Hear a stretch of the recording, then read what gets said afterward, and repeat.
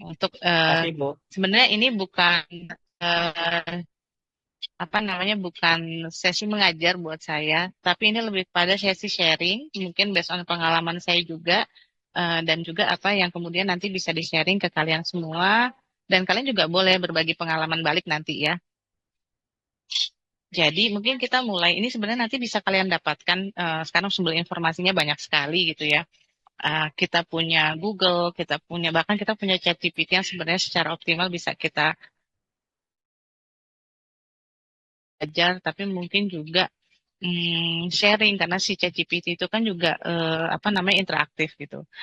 Kalau memang bisa dimanfaatkan secara positif itu tentunya akan sangat bermanfaat. Jadi ini adalah sejarah dari CV atau kurikulum vitae. Ternyata kurikulum vitae ini kalau dari sejarah itu dimulai di tahun 1482. Jadi kalau kalian kenal Leonardo da Vinci yang itu merupakan pelukis ternama, dia juga salah satu yang menemukan CV, walaupun waktu itu bentuknya bukan seperti yang sekarang. Jadi dia menulis surat kepada adipati yang pada waktu itu berkuasa, eh, tentang kemampuan dia untuk membuat sesuatu, membuat patung dan sebagainya. Nah, dalam surat yang dia sampaikan itu dia detail menyampaikan apa yang dia bisa, apa sejarah yang pernah dia lakukan, kemudian dia berharap apa pekerjaan yang kemudian bisa dia tawarkan kepada si adipati ini. Nah, kemudian akhirnya seiring dengan berjalannya waktu, ini menjadi seperti sesuatu yang ditiru gitu ya. Ditiru oleh masyarakat sekitar, mereka menulis surat yang kira-kira mirip dengan yang dilakukan oleh Leonardo da Vinci pada tahun itu. Eh, Akhirnya kemudian kurikulum vitae yang berkembang pertama kali itu adalah pada tahun 1500-an sampai dengan 1960. Ini berbagai macam jenis kurikulum vitae. Jadi kalau misalkan kalian biasa buat oleh Bapak Ibu kita yang ditulis tangan, ditulis di atas kertas folio ya, pada waktu itu ada nama, tanggal lahir, alamat dan sebagainya. Itu akan berbeda sekali dengan kondisi yang ada pada saat ini.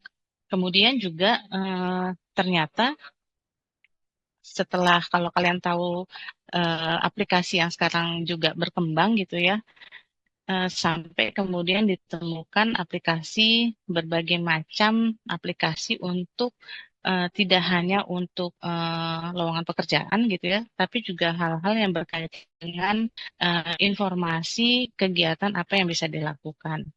Jadi eh, salah satunya adalah mungkin aplikasi dari LinkedIn gitu. Sebentar ya. Nah, jadi kira-kira sejarah CV itu adalah seperti itu. Jadi kalau kalian pernah bikin CV, nah sekarang saya tanya siapa yang pernah bikin CV kira-kira?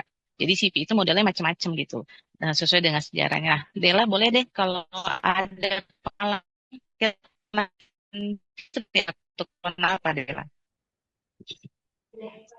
Maaf Ibu, boleh diulang karena jaringannya tadi nge-lag.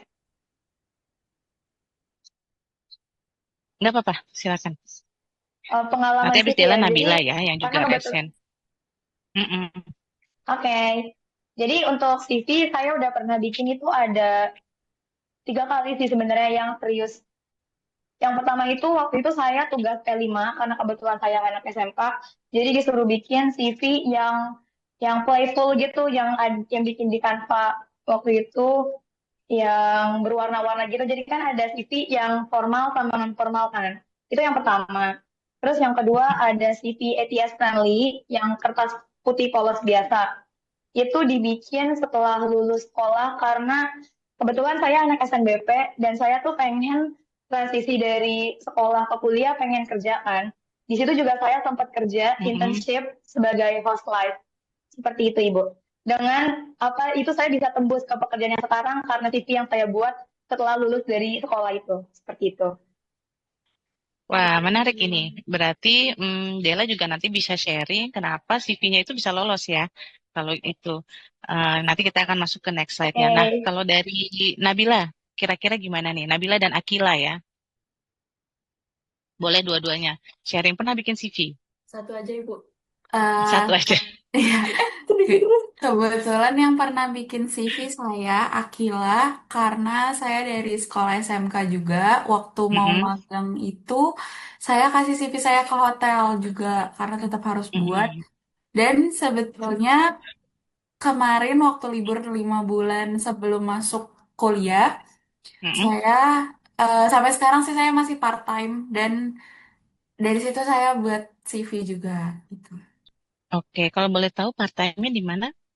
Aku jadi barista di Shushu di Grand Indonesia. Hmm, Mm-mm. oke. Menurut kamu, Akila, CV kamu itu apa yang kemudian menyebabkan kamu bisa part-time? Apa poin-poin yang ditulis di CV kamu itu sehingga akhirnya kamu bisa kerja sebagai barista? Kalau dari CV-nya pasti aku eh, banyakin di pengalaman sama waktu awal-awal itu aku emang sering banget ikut teman kayak belajar bikin kopi gitu. Terus Hmm, jadi aku sebenarnya sering part time yang kayak cuman 2 minggu gitu-gitu doang. Terus eh banyakin pengalamannya sih sama apa aja yang dilakuin waktu sekolah, kayak kegiatan apa aja yang dilakuin gitu-gitu waktu awal-awal. oke, berarti kegiatannya relate dengan sebagai barista ya, yang Mm-mm. disampaikan atau ditulis di dalam CV. Oke. Iya Nah, betul. itu adalah salah satu contoh yang sangat baik gitu ya, karena memang eh, perlu adanya informasi yang relate terkait dengan pekerjaan yang kemudian kita ingin apa ya, amar gitu ya. Nah, kemudian setelah CV ini adalah terkait dengan portofolio. Jadi tadi yang disampaikan oleh Akila itu adalah bentuk portofolio. Portofolio itu adalah bentuk nyata baik dari hasil kerja ataupun kegiatan yang menunjukkan kemampuan atau kalian spesifik di bidang tertentu. Dan itu bisa relate atau bisa juga sebenarnya nggak relate banget, tapi sebetulnya kayak misalkan contoh gitu, kalian melamar untuk sebuah marketing jasa kosmetik gitu ya, misalnya marketing kosmetik. Tapi kalian juga punya pengalaman marketing yang nggak relate dengan kosmetik. Itu juga bisa dimasukkan. Tapi nanti dilihat itu sisi apa yang kira-kira menarik. Misalkan, oh communication skill-nya nih, atau kemampuan untuk desain, membuat poster komunikasi dan sebagainya. Tapi selain itu juga, tadi kan juga ada tuh yang disampaikan sama Deka gitu ya. Ini sebetulnya bukan dream saya gitu, jurusannya. Saya inginnya matematika. Itu juga kalau ternyata Deka itu secara portofolio punya data matematika, bahkan sebelum SMK itu bisa masuk ke dalam bentuk portofolio. Jadi portofolio itu bisa bermacam-macam. Jadi kalian membuat berbagai macam kegiatan yang itu bisa sama ataupun bisa berbeda. Jadi ada yang namanya hobi gitu ya, tapi nanti juga ada yang relate dengan bakat kalian. Sebetulnya saya punya satu contoh yaitu anaknya Bu Reska sendiri sebetulnya ya.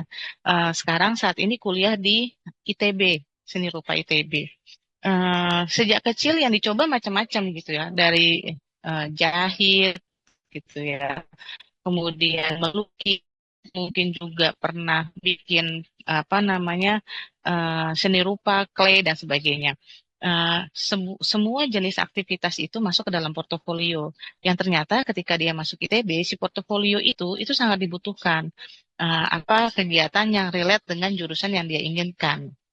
Nah, sebetulnya portofolio itu kalian juga bisa merujuk pada beberapa tahun ke belakang gitu ya.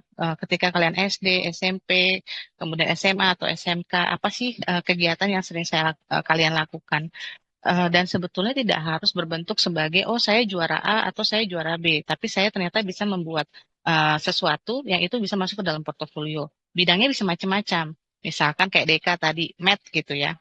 Bisa saja Deka pernah ikut klub matematika gitu, yang sekarang bisa berkembang luas baik online maupun offline.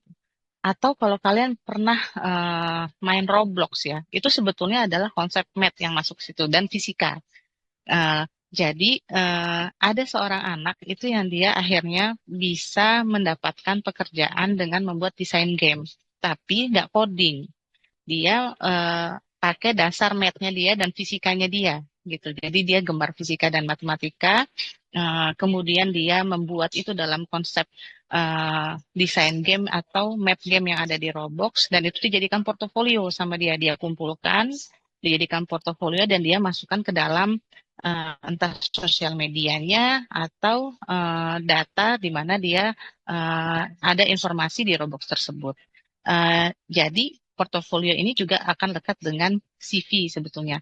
Jadi tidak hanya terkait dengan pendidikan, kemudian juga pengalaman kerja, tapi kegiatan apa sih yang kemudian pernah kalian lakukan dan menghasilkan sesuatu.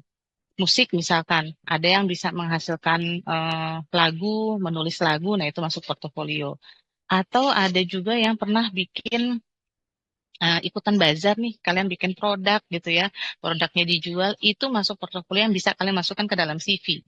Yang nanti bisa relate dengan apa yang kalian ingin dapatkan dari CV yang kalian buat itu.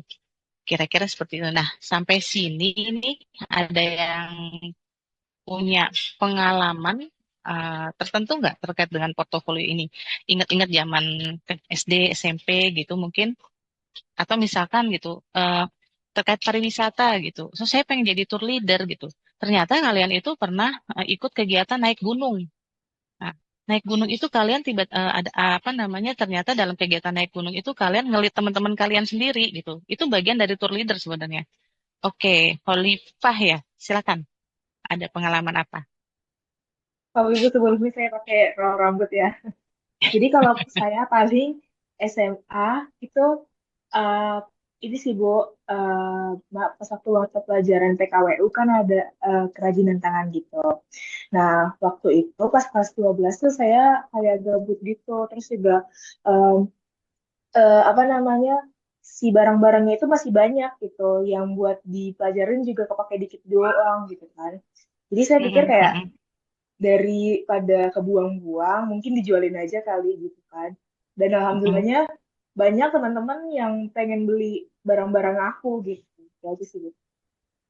Oke. Ya, that's a very good example ya. Jadi itu contoh yang sangat baik sekali. Itu salah satu bentuk portofolio. Jadi jangan pernah meremehkan apa yang sudah kalian lakukan gitu. Karena itu adalah hal yang sangat penting. Mungkin buat kalian apa hal kecil, tapi itu ternyata bisa menjadi bahan pertimbangan untuk orang lain berpikir bahwa oh ini ternyata bisa gitu.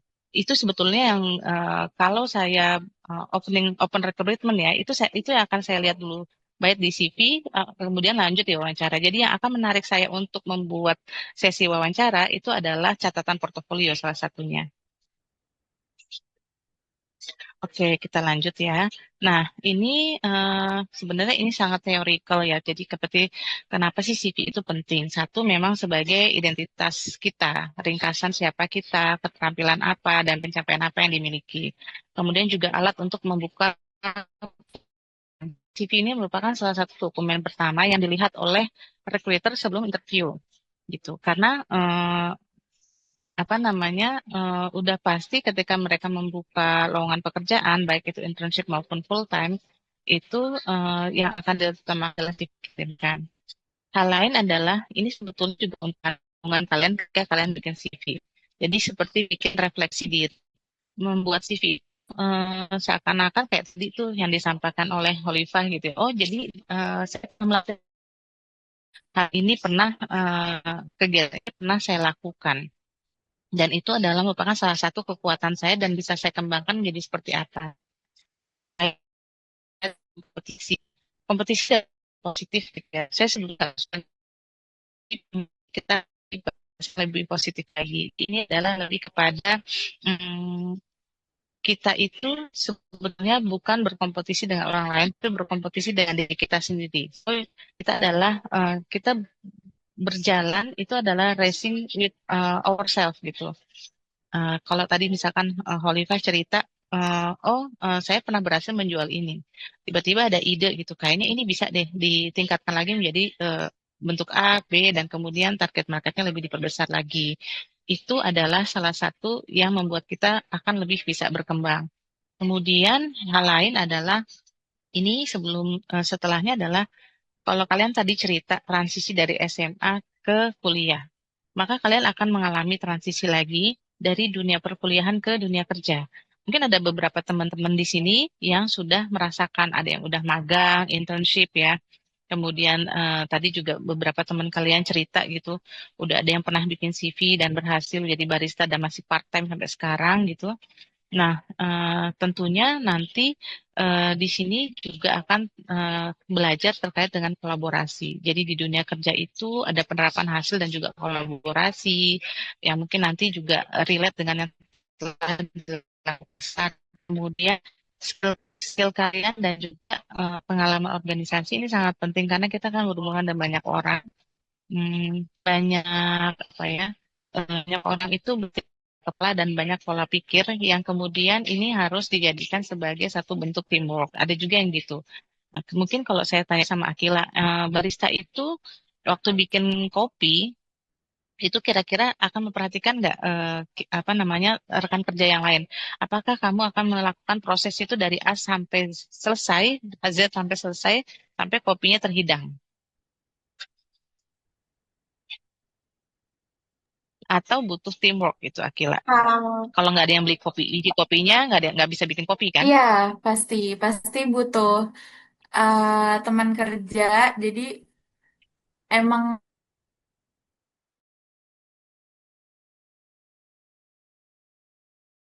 makanya Betul. butuh Nah, ini teamwork. itu adalah bentuk teamwork. Jadi pengalaman kalian di kampus ataupun di dunia internship di kampus juga kalau kalian kerja kelompok, misalkan dari Ibu Reska ada tadi kalau Deka bilang oh harus cari ide apa materi sendiri dan sebagainya.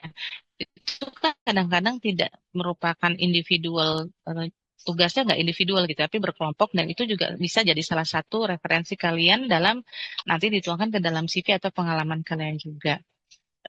Dan di transisi ini juga sebetulnya bisa menunjukkan apa relevan antara pengalian mana yang kalian dapatkan dengan kebutuhan kerja atau lingkungan kerja yang kemudian nanti siap kalian hadapi. Dan dari situ kemudian baru kita berbicara tentang nilai dan angka. Jadi makin apa namanya, makin kita memiliki pengalaman, maka mungkin bisa tidak hanya dihitung secara rupiah, tapi misalkan kalian bisa tahu atau melakukan pekerjaan tanpa harus yang secara tradisional orang lakukan itu adalah kerja di kantor misalnya. Maaf saya belum menyebut begitu karena sekarang sudah sangat banyak remote work yang sangat banyak terjadi gitu ya, dan itu trennya adalah memang ke arah sana. Nah, sampai di sini ada nggak pertanyaan kira-kira? Atau kalau mau sharing cerita boleh.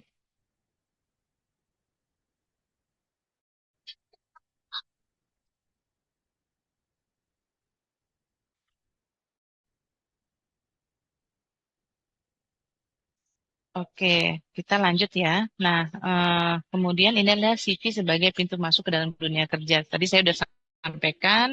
eh, nah, ini saya akan sampaikan lebih detail lagi. Jadi, pertama adalah dokumen yang akan dibaca oleh recruiter. Jadi, dokumen ini perlu informasi tentang kalian. Nah, menurut kalian informasi apa saja yang perlu di dalam CV? Ada yang bisa ngasih input? Atau saya tunjuk mungkin ada Keisha. Saya cek ya. Keisha, kira-kira dokumen di dalam CV itu informasi apa saja yang perlu ada menurut Keisha?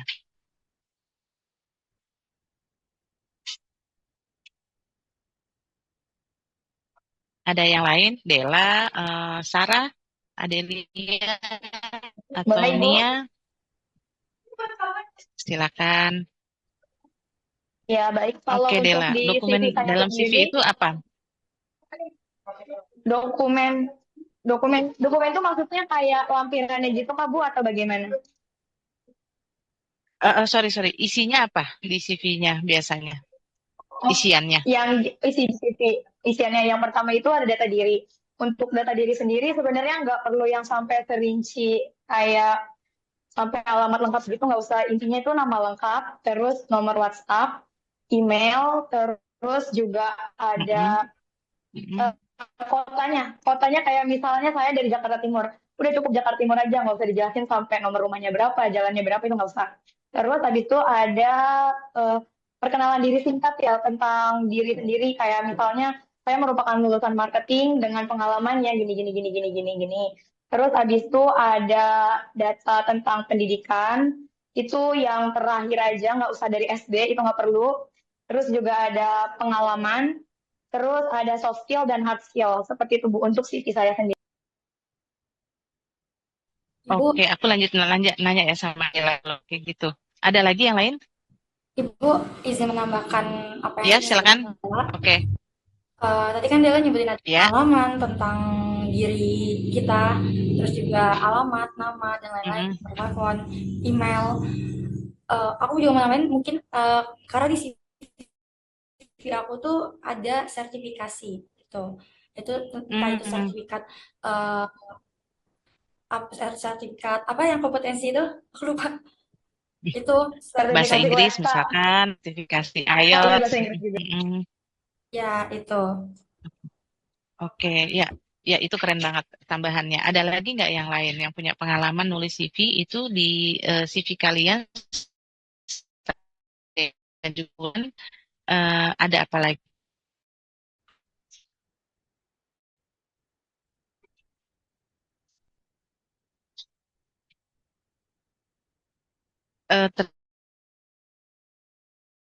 Ini mudah-mudahan nanti kita bisa ketemu offline ya. Ini internetnya nggak oke. Oke, oke. Selain sertifikat, kemudian data diri, ada lagi nggak informasi lain yang menurut kalian tuh penting untuk dimasukkan ke dalam CV? Rekomendasi. Nah, betul. Rekomendasi itu adalah hal yang paling penting. Dan karena itu biasanya kita juga akan ngontak siapa sih data orang yang kemudian ditaruh di dalam rekomendasi tersebut. Terima kasih Bu Reska. Ada lagi nggak yang lain?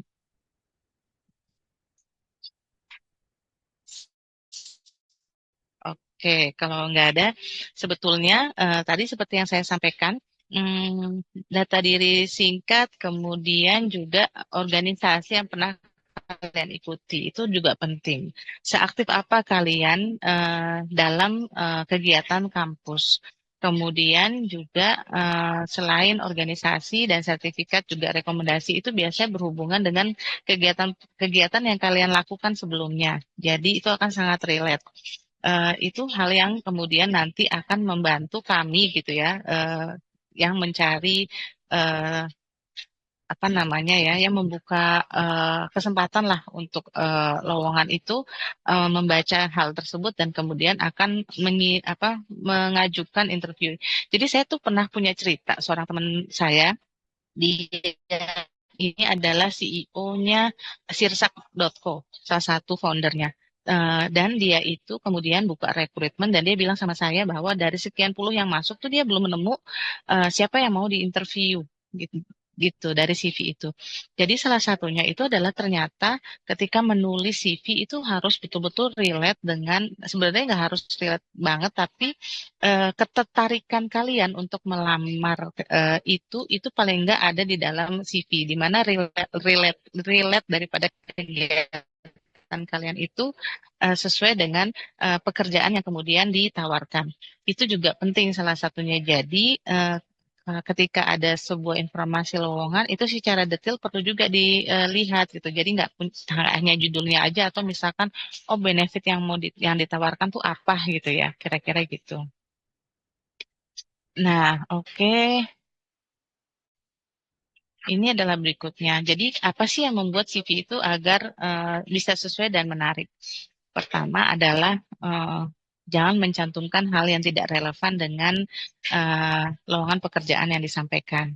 Jadi, yang tadi disampaikan, jadi harus paling tidak sesuai dengan apa yang ditawarkan. Kemudian yang kedua adalah ceritakan pengalaman dengan hasil yang nyata. Jadi misalkan misalkan marketing ya, contoh paling yang saya sampaikan. Jadi misalkan marketing kalian bisa menyampaikan bahwa saya marketing rumah aja dia biasanya akan menuliskan saya berpengalaman melakukan kegiatan penjualan rumah itu sebanyak sekian banyak pada tahun ini gitu. Jadi ada detailnya yang disampaikan walaupun nanti bentuknya berbeda-beda. Nah, kemudian yang kedua adalah gunakan tidak banyak-banyak. Jadi maksimal itu sebenarnya 2 halaman aja. Kalau bisa satu-satu gitu ya. Sekarang tuh ada Canva yang bisa digunakan, jadi desain-desain seperti itu. Kalian bisa juga cek ke update daripada informasi baik di LinkedIn ataupun aplikasi lainnya. Dan yang lain adalah fokus ke dalam isinya. Jadi kan gunakan template yang sederhana dan profesional. Jadi misalkan CV kalian itu betul-betul template-nya sederhana aja. Mungkin bagi yang suka rame gitu ya, nah itu dilihat. Tapi dilihat juga gitu, kalau misalkan ternyata yang dituju adalah untuk art kreatif, itu juga kalian harus bisa menyesuaikan gitu ya bentuknya dengan apa pekerjaan yang dituju.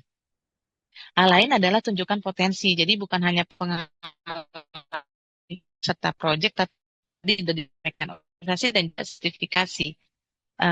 Dan juga buatlah CV yang bisa diverifikasi. Jadi saran saya, sekarang kan ada sosial media, biasakan juga kalian menulis informasi itu misalkan di dalam LinkedIn gitu. Jadi memang bentuknya tidak untuk seperti sosial media, tapi informasi kalian di mana nanti ketika kalian kirim CV orang bisa searching dan terlihat di situ. Ataupun media-media lainnya. Dan yang lain adalah gunakan kata kunci dari deskripsi pekerjaan. Jadi kata kunci yang masuk ke dalam CV kalian ditunjukkan dalam penonjolan pengalaman dan skill yang paling sesuai dengan pekerjaan yang dituju. Kira-kira itu, kira-kira ada yang mau ditanyakan atau mungkin menurut kalian dari ketujuh hal ini, apakah ada yang perlu ditambahkan atau mungkin ada hal lain yang kemudian apa namanya perlu disampaikan?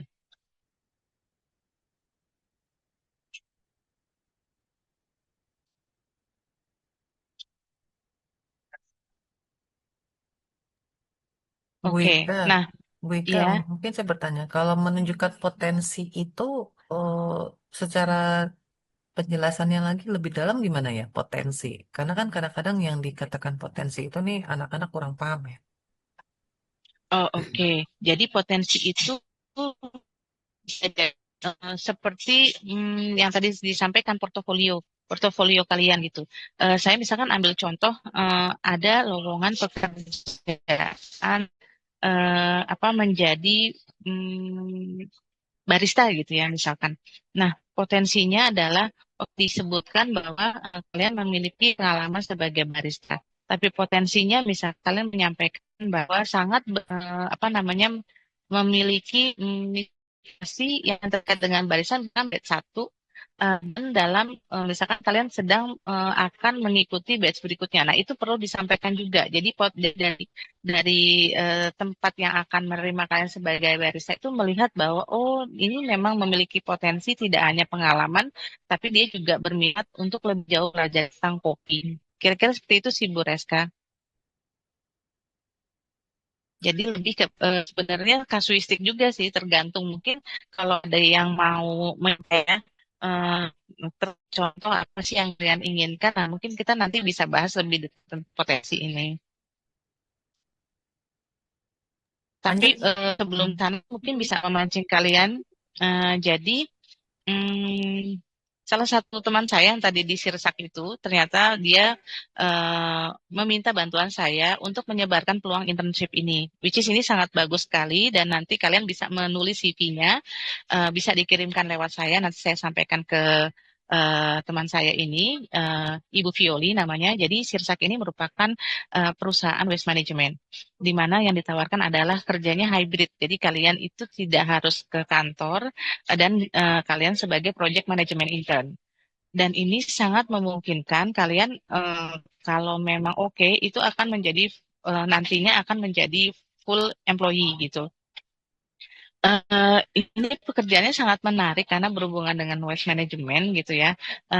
Dan kemudian juga role-nya adalah sebagai project manager. Jadi project manager ini adalah terkait dengan jadi mereka ini melakukan kegiatan pengumpulan kemasan pasca konsumsi. Jadi kemasan plastik tuh mereka kumpulkan dan mereka bekerja sama dengan pengumpul yang ada di Jabodetabek salah satunya. Jadi kayak ada bank sampah gitu ya. Mereka banyak kerjasama sama bank sampah dan dibutuhkan product manager untuk kemudian mengengage si bank sampah ini untuk dilakukan edukasi, kemudian juga dilakukan apa namanya reporting apa kegiatan yang telah dilakukan. Dan ini nanti akan ada trainingnya juga sebelum kalian turun di lapangan. Dan bagusnya lagi, ini mereka ini tahu bahwa tidak harus memiliki pengalaman dari risk management. Jadi memang ingin sekali mendapatkan insight dari mahasiswa yang ingin magang di sini. Jadi kalian mungkin nanti di CV-nya itu bisa menyampaikan bahwa kalian itu satu, tadi kalau terkait potensi peduli dengan lingkungan, misalkan gitu, apa yang sudah pernah kalian lakukan gitu ya. Kemudian yang kedua terkait dengan organisasi, apa sih yang relate kira-kira gitu ya. Misalkan kalian itu bisa menuliskan sedikit deskripsi. Pernah terlibat dalam sebuah kegiatan event tertentu gitu. Di dalam event itu saya meng-create inisiasi agar minim sampah.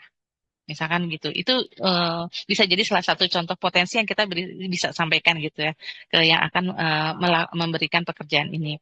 Atau ada juga saya di bidang pariwisata gitu ya. Kemudian saya punya pengalaman, misalkan ke pengalaman kegiatan itu kalau di yang saya pernah dapat informasi dari Bu Reska adalah membuat proyek tertentu untuk lokasi di sebuah tempat wisata gitu ya.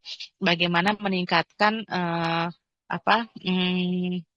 meningkatkan interest dari orang luar untuk datang ke sana misalkan gitu ya. Apa yang kalian lakukan? Nah, itu saya bisa menyampaikan bahwa dalam kegiatan itu saya kemudian memberikan inisiatif atau informasi bahwa tempat ini adalah tempat yang menyediakan tempat sampah terpilah misalkan gitu.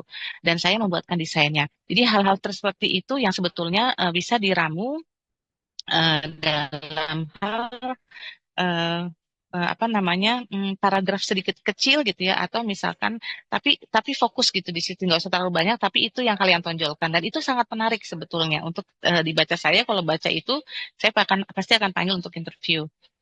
Nah, ini ada pertanyaan. Siang, Bu. Perkenalkan nama saya Rasyah Fawazi. Saya ingin bertanya mengenai bagaimana cara menonjolkan soft skill di CV supaya terlihat meyakinkan. Hmm, Oke, soft skill-nya boleh dikasih contoh nggak apa gitu? Soft skill-nya Rasyah nih apa?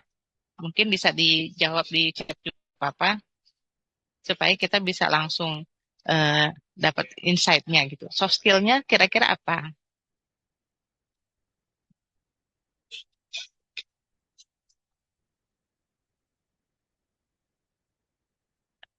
Sebenarnya juga kalau dari sisi soft skill itu nanti bisa juga berhubungan dengan apa namanya pengalaman yang sudah kita sampaikan. Jadi kayak misalkan soft skillnya adalah apa ya eh, senang untuk melakukan desain gitu misalkan. Nah, yang bisa disampaikan kalian bisa ngasih link gitu ya. Misalkan link IG kalian gitu ya, isinya tuh hasil karya kalian tuh ada di situ dan itu dimasukkan ke dalam CV gitu. Nanti dari situ terlihat bahwa oh ternyata ada nih gitunya. Atau misalkan sosialnya apa ya? eh Apa namanya? Kalian senang dengan mm, ada juga kan ada juga yang punya bakat bicara gitu ya, atau negosiasi atau negotiable gitu. Nah, di situ kalian bisa menyampaikan informasi yang terkait, misalkan kalian memang bikin link atau bikin link apa ya portofolio dalam bentuk banyak bentuk, bisa dalam LinkedIn, Instagram gitu ya, atau WordPress, ditaruh di situ supaya orang bisa baca lebih detail gitu. Jadi nggak masuk ke CV tapi dikasih link gitu. Jadi ketika ini orang pasti akan ngeklik linknya itu seperti apa itu. Kira-kira gitu. Berarti bisa mungkin termasuk di link di medsos masing-masing ya, yang officially gitu ya, Bu Ika ya. Betul, eh, makanya sebetulnya medsos itu sangat bisa digunakan untuk hal-hal yang sangat penting gitu ya. Jadi bahasanya kalau agak alay-alay dikit gitu dipisahin deh medsosnya gitu. Jadi kalian tuh punya seperti link portofolio sendiri gitu. Seingat saya gitu ya, kalau Bu Reska itu saya ingat tuh anaknya Bu Reska aja soalnya dia tuh punya satu link khusus untuk portofolionya dia gitu. Jadi kalau saya mau apa namanya, kalau ada orang yang berminat untuk misalkan lihat gambar-gambarnya dia itu akan ada di situ. Terus ada lagi cerita menarik. Jadi ada sebuah cerita gitu ya. Ada anak sekolah alam di sekitaran Ciganjur. Dia itu sharing CV-nya dia itu pokoknya informasi portofolio dan CV-nya itu dia sharing melalui sosmed pribadinya. Yang kemudian nge-link kepada sosmed yang dia buat untuk khusus portofolio. Dia akhirnya dapat loh apa namanya sebuah brand yang ngambil gambarnya dia itu dipakai untuk kegiatan promosi. Jadi dia suka gambar binatang, gajah, harimau, dan salah satu yang dipilih itu adalah gambar gajah untuk branding sebuah produk gitu. Dan itu ternyata produknya dari luar. Dan itu dengan kontrak sekian tahun dipakai, kemudian nanti akan ada perpanjangan dan sebagainya gitu. Jadi CV-nya nggak usah panjang-panjang, tapi to the point. Tapi kalian bisa ngasih link di situ. Plus tadi kalau kata Bu Reska, rekomendasi atau referensi itu penting banget. Yang mereferensikan siapa, kontaknya siapa, sebelumnya minta izin dulu ya untuk ditaruh di situ.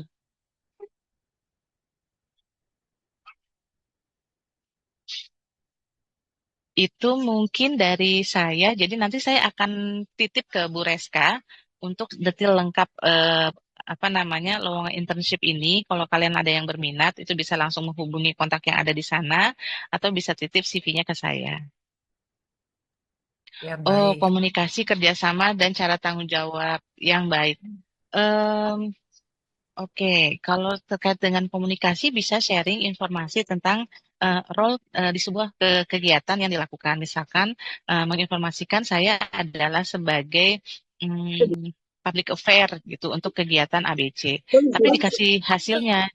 Jadi kegiatan yang ketika kamu jadi public affair itu kamu menginformasikan kegiatan menjadi public affair untuk kegiatan konser yang dihadiri oleh 1.000 orang. Nah, itu tuh udah menunjukkan bahwa oh ini adalah hasil pekerjaan kamu gitu.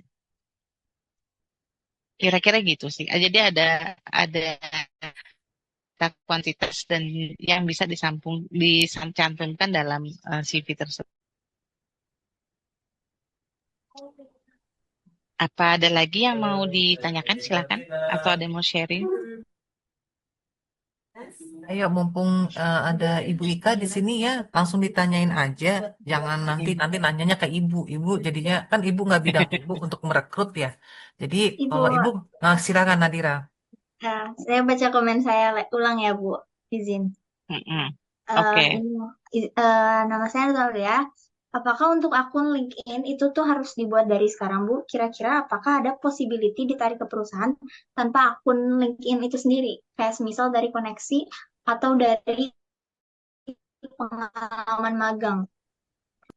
Oke, akun LinkedIn bisa dibuat dari sekarang, menceritakan bahwa status kalian sebagai mahasiswa, tapi kalian bisa update, misalkan kalian ikut organisasi apa, kemudian kegiatan apa yang diikuti gitu ya, misalkan jadi salah satu panitia untuk penerimaan mahasiswa baru gitu. Nah itu bisa diupdate tuh di situ di LinkedIn itu. Nah kemudian tanpa LinkedIn bisa juga gitu kan tergantung daripada kan nggak harus lewat LinkedIn, lewat lewat media lain juga bisa gitu ya.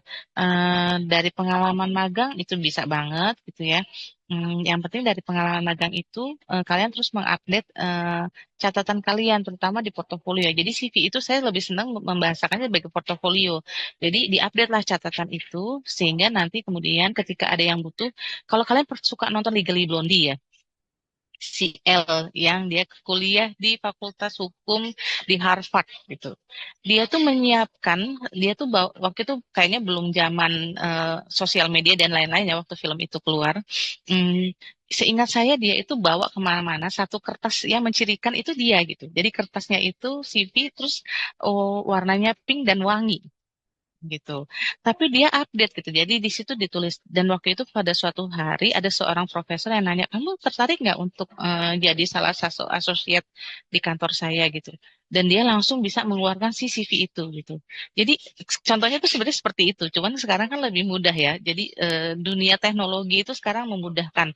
Misalkan ada yang nanya gitu, kamu tertarik nggak gitu? Oh tertarik. Nih apa namanya informasi tentang saya gitu tanpa harus ngebukin CV. Ini informasi tentang saya. Jadi sekalian bisa nyimpen nyimpen data tidak harus di LinkedIn, tapi kalian bikin data yang update gitu ya, dan bentuknya dalam PDF. Jadi ketika orang itu menanyakan, kalian sudah tinggal mengirimkan data ke data kalian tersebut. Kira-kira gitu sih. Tapi kalau pribadi dari Ibu sendiri nih, menurut Ibu baiknya Mm-mm. bikin akun atau let it flow aja, maksudnya sejalan dengan perwaktuan nanti bakal magang, nanti bakal ada koneksi kayak gitu-gitu, Bu. Kalau saya lebih suka ada akun, karena saya pasti searching. Jadi saya ya terbiasa untuk searching gitu. Kalau kalau cara saya akan searching dan informasi itu akan saya validasi gitu. Apakah sesuai atau tidak. Jadi itu sebaiknya begitu. Dan hati-hati untuk memposting apapun sekarang di dunia sosial media kalian atau apapun gitu. Karena itu bisa memberikan informasi tentang kalian eh, yang kalau misalkan kurang pas itu jadinya juga akan berimbas negatif juga buat kalian gitu. Tapi saya prefer bikin akun. Baik, Ibu, terima kasih. Sama-sama. Nah, ini saya kirim dokumen yang bisa kalian download ya. Sebentar. Di chat. Jadi ini adalah eh, persyaratan detail dari tawaran internship yang tadi saya sampaikan. Dan di sini tidak menutup kemungkinan itu kalian juga akan dapat pengalaman yang sangat banyak gitu. Bahkan salah satunya kalian akan dapat terhubung dengan beberapa organisasi internasional. Nah, Gitu. pekerjaannya sebagai Dan ini project punya, manager ya, project management intern ya, Wika ya. iya betul. Nah, Sebagai itu, project management mm-mm, intern, itu iya beri betul. gambaran seperti apa sih pekerjaan secara remote-nya itu, misalnya untuk mahasiswa. Remote-nya itu jadi nanti akan terjadi kesepakatan kerja. Jadi misalkan setahu saya sih kalau di Sirsak ini kalian tidak wajib datang ke kantor. Jadi ada meeting koordinasi setiap 1 minggu tuh 2 kali online. Setahu saya, misalkan ya gitu, tergantung kesepakatan.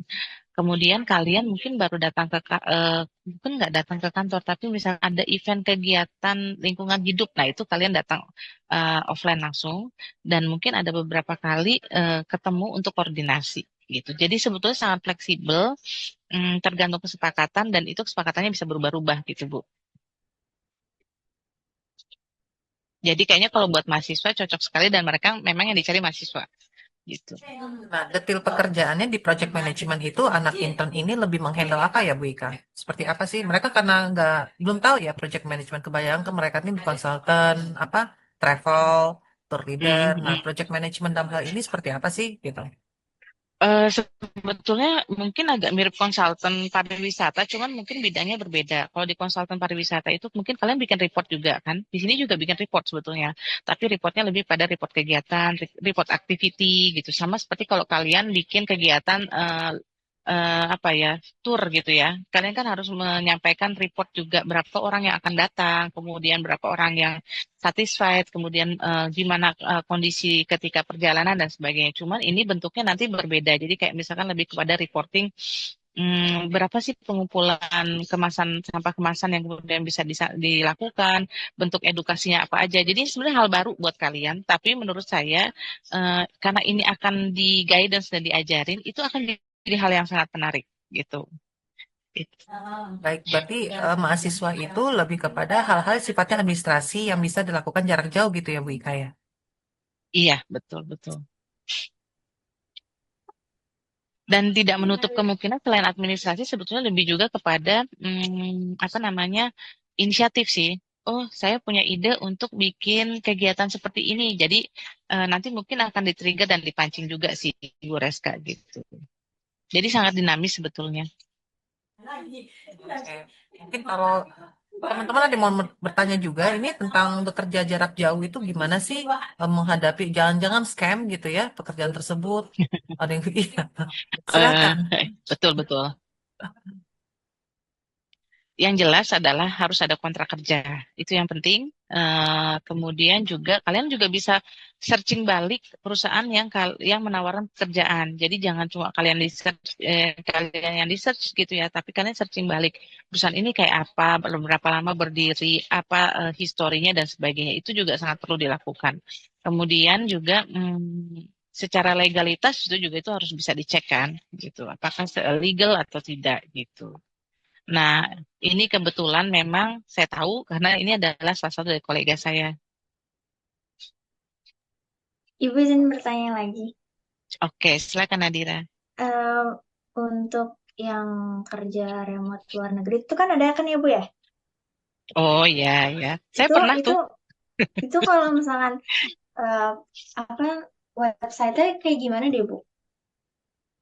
Nah, ini kalau yang dikhawatirkan scam itu juga perlu dicermati tuh. Nadira, tadi yang penting adalah kamu harus cek dulu perusahaannya seperti apa, kerjaannya bagaimana, kemudian dia punya website resmi atau enggak, kemudian ada kontrak kerja atau enggak, kemudian juga pembayarannya akan seperti apa gitu. Dan sebetulnya kadang-kadang yang tadi yang perlu yang sangat bagus itu adalah based on referensi. Jadi kalian mendapatkan informasinya itu bukan dari media-media yang tidak bisa dipertanggungjawabkan ya, tapi ada referensi. Referensi itu kan sebetulnya seperti yang saya pernah dapat pekerjaan perusahaannya ada di Singapura, tidak punya kantor di Indonesia, kemudian kerjanya adalah remote. Jadi betul-betul full remote dan kami bekerja dengan tools namanya. Jadi sekarang tuh ada aplikasi tools di mana kita bisa absensi di situ. Kemudian ketika kita selesai melakukan pekerjaan itu kita bisa checklist di situ. Kita bisa upload dokumennya di situ. Terus ada jadwal meeting yang teratur dan rapi. Dan itu saya mendapatkannya dari informasi dari rekomendasi kolega saya. Gitu. Jadi itulah pentingnya berjejaring, kemudian berkegiatan dan beraktivitas di kampus. Dan kalau ada tugas yang diberikan, itu jangan salah loh, itu sebenarnya bukan beban. Apalagi tugas-tugas praktek di pariwisata itu kan banyak banget ya. Itu tuh kalian tuh bisa terkoneksi dengan tour and travel, bisa terkoneksi dengan lokasi desa pariwisata. Kalian nggak tahu akan ketemu siapa di sana gitu ya. Entah ternyata ada bupati yang ternyata concern di desa pariwisata tersebut dan ada informasi yang terupdate dan sebagainya. Nah, itu pentingnya bergaul secara positif ketika jadi mahasiswa. Makasih Ibu Ika. Sama-sama. Ika, apa lebih memilih yang mana? Mahasiswa yang aktif di organisasi misalnya seperti di himpunan atau BEM gitu ya, atau yang lebih kegiatan di luar BEM atau mungkin di luar kampus ada aktivitas lain? Sebenarnya semuanya recommended buat saya selama itu mereka bisa menyampaikan bahwa untuk upgrading skill. Misalkan di BEM mereka bisa mendapatkan skill untuk jadi gini, kalau di BEM itu kan berarti sekalian skill komunikasi, tapi juga ada skill lain gitu. Misalkan skill menghadapi orang itu penting loh buat kami ya. Gitu. Jadi biasanya kelihatan mahasiswa yang aktif sama nggak aktif mau di kampus mau kegiatan di luar kampus gitu ya. Itu nanti akan kelihatan di dunia kerja. Satu, inisiatifnya beda. Terus yang kedua, kadang-kadang oke lah lolos interview ya. Begitu ketemu interview terus dia nggak cheers gitu. Jadi kita bingung gitu. Ini sebenarnya mau nggak ya gitu kan gitu. Jadi kadang-kadang kalau yang udah punya kegiatan dia akan sangat sangat chills gitu ya dan percaya dirinya dalam kapasitas yang sangat baik gitu. Kemudian untuk yang internship itu ada internship ini adakah dulunya untuk memberikan CV Bu? Maksudnya yang ini, yang lowongan pekerjaan ini ya, Khalifah ya? Iya, Ibu. Oh, ini paid, dibayar. Internshipnya dibayar. Eh, dan mereka itu baru saja dapat funding internasional setahu saya gitu ya. Jadi kalian tuh bisa banyak belajar dari sini. Dan beberapa yang sudah pernah bekerja di sini, kemudian mereka bisa bekerja di perusahaan yang lebih besar. Ketika mereka habis kontrak dan mau pindah, itu mereka banyak diterima di perusahaan yang lebih besar. Kemudian cara untuk mendapatkan rekomendasi based on kenalan, gimana caranya kita ngerti rekomendasi yang sama seperti itu. Hmm, Macam-macam sebetulnya. Pertama, kalau ada kesempatan dan itu positif, saran saya ambil aja. Apalagi kalian masih muda. Jadi jangan banyak mikir ini itu, ambil aja. Terus kalian nemuin hal yang nggak enak, jangan langsung keluar gitu. Eh, Kalian belajar untuk gimana caranya menghadapi itu gitu. Karena nanti itu banyak hal-hal yang di luar dugaan bisa terjadi gitu. Yang pertama, pokoknya jangan takut untuk mencoba. Itu penting banget gitu. Jangan nanti begini, nanti begitu. Jalanin aja. Tapi ingat harus dengan apa namanya informasi yang bisa dipertanggungjawabkan ya. Jadi jangan sampai kalian kena bully dan sebagainya itu penting juga gitu. Itu juga kalian harus bisa respect terhadap diri sendiri. Nyoba tapi harus respect sama diri sendiri. Itu. Baik Sepertinya sudah sekali. jam 3, saya harus lompat meeting. Tapi kalau memang ini nanti mau ada yang mau ditanyain atau yang lain, silakan saya open aja Bu Reska. Pokoknya anytime lah gitu. Baik, terima kasih Ibu Ika atas ininya ya sharingnya. Nanti kalau ada pertanyaan-pertanyaan gitu nanti bisa diberikan ke Ibu, dikumpulin aja nanti saya berikan kepada Bu Ika. Bu Ika selamat Oke. untuk bekerja kembali. Itu Bu Ika mau kerja remote dulu gitu ya. Gak seperti saya kerjanya harus datang ke kampus gitu ya. Nah, mudah-mudahan nanti mahasiswa saya ini ke depannya ya bekerjanya juga seperti itu ya. Tidak harus 9 to 5 jadi budak corporate yang 9 to 5 itu. Dan menurut saya juga pariwisata itu sangat fleksibel ya bidangnya. Jadi Anda Betul. bisa tidak harus di bidang pariwisata, namun skill potensi yang ada pada diri kalian itu bisa untuk masuk ke perusahaan-perusahaan non pariwisata. Terima kasih Ya. sekali lagi kami ucapkan banyak ini pengalaman. Nanti mungkin akan ada kita panggil lagi ya Bu Ika ya. Oke, kita screenshot Siap, dulu ya. siap. Anytime. Iya, kita Oke. screenshot dulu. Oke. Sebentar ya Bu Ika ya. Ya, Satu, dua, tiga. Oke. terima Satu. kasih. Ya, makasih banyak. Bu Ika boleh live dan teman-teman juga boleh live. Bye-bye. Terima kasih, Bu Assalamualaikum. Reska. Baik, terima kasih Ibu. Waalaikumsalam warahmatullahi Iya, wabarakatuh. terima Terima kasih kasih, Ibu. Ibu. Baik, terima kasih, Ibu. Terima kasih Ibu. Dadah Ibu. Kasih. Dadah Ibu. Terima Dadah Ibu. Bye-bye. Bye. Joget-joget Bu. Iya.